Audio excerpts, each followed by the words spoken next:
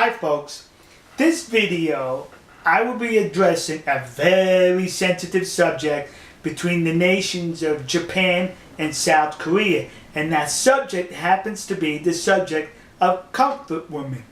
For those of you who do not know the term or are not familiar with it, comfort women was sexual workers, worked in concubines during World War II and before, servicing the Japanese army's sexual desires. They were lady of the evenings, alright? Basically set up in these concubines in these buildings, and the Japanese soldiers would go in there and pay for the services to be sexually gratified.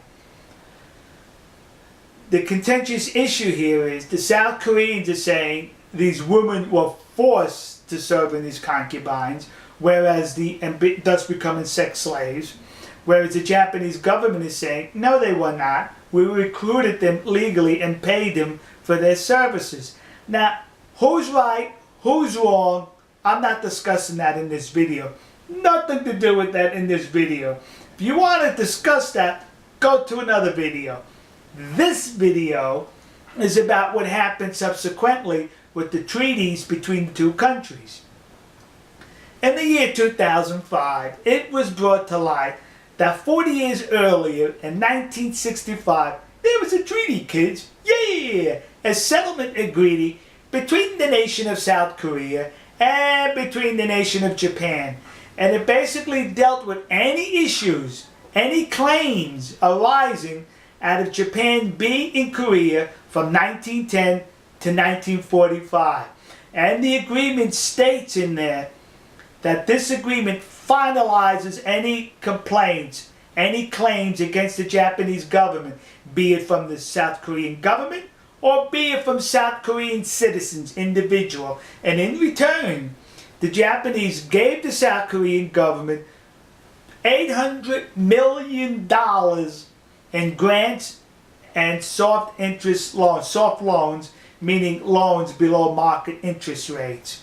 And the Japanese government urged the South Korean government to turn that money over to the people who have claims. Well, the South Korean government said, that's right. They really said, really? They kept the money. They didn't put it in their pockets. They used the money for infrastructure and other government works. They did not turn it over to the people, but they agreed that no longer will the people or the government have a claim against the Japanese nation and people for what may have happened in Korea from 1910 to 1945. Guess what, kids? Now recently the South Korean government is saying, hey, wait a minute, kids. Let's look at that issue again. We need to pursue some more compensation from the Japanese government. To which I have to say once again, really? You signed the treaty. You got paid in that treaty. And in that treaty you said no more claims, be it from the South Korean government or the South Korean people. You negated future claims. But you know what someone in the South Korean government is saying about the reason why they're resurrecting this again, looking into getting more money from Japan?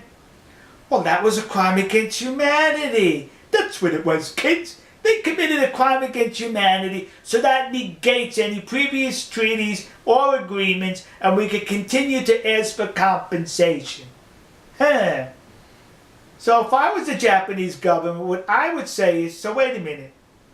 We had the agreement in 1965. Now in 2011 you're saying, well, we can negate that agreement because it's a crime against humanity. So now if Japan enters another agreement with you, pays you off again, who's to say 40 years down the road again, you will not throw out that clause again, crimes against humanity, give us more money. You see, that's an enabler.